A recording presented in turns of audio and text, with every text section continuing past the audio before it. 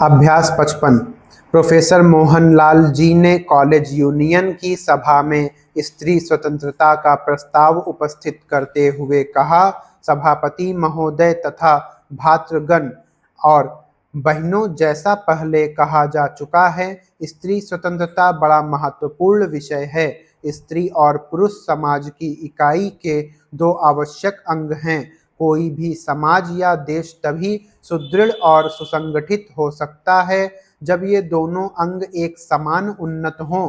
फिर हमारी समझ में नहीं आता कि हम अपने एक हिस्से को कमजोर रखकर अपनी संपूर्ण उन्नति कैसे कर सकते हैं।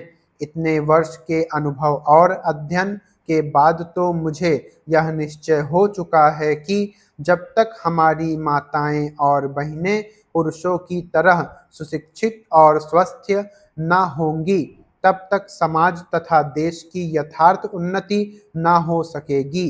हमें यह सुनकर दुख होता है कि कुछ पुराने विचार के लोगों को केवल लड़कों की शिक्षा की आवश्यकता मालूम होती है, किंतु लड़कियों की शिक्षा कतई जरूरी नहीं मालूम होती। परंतु जैसा कि हम ऊपर कह चुके हैं, स्त्री पुरुष समाज के दो आवश्यक अंग हैं, एक ही गाड़ी के दो पहिए हैं। अतः हमें इस बात का ध्यान रखना चाहिए कि समाज रूपी गाड़ी को सुचारू रूप से चलाने के लिए दोनों पहियों का एक सा ठीक रखना परम आवश्यक है। यह हो ही कैसे सकता है कि एक चाक टूटा हो फिर भी गाड़ी ठीक चले।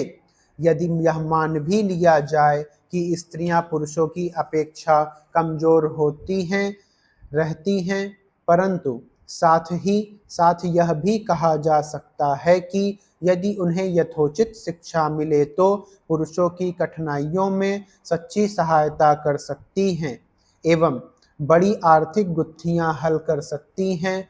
यह पुरुष की स्वार्थपरता है कि वह उन्हें उन्नत नहीं करने देता, क्योंकि अगर ऐसा हुआ तो वह उन्हें अपनी कठपुतली बनाकर ना रख सकेगा। अब मुझे यह जानकर प्रसन्नता हुई है कि शिक्षित वर्ग इस बात को समझ गया है।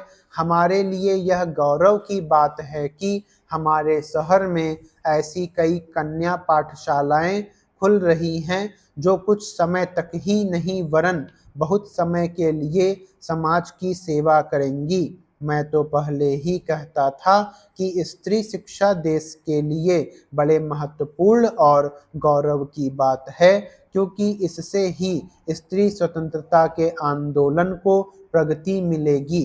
पैराचेंज।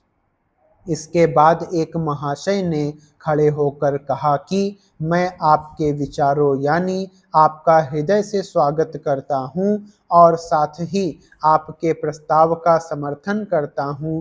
दूसरे सज्जन ने कहा कि मैं आपके प्रस्ताव का अनुमोदन करता हूं।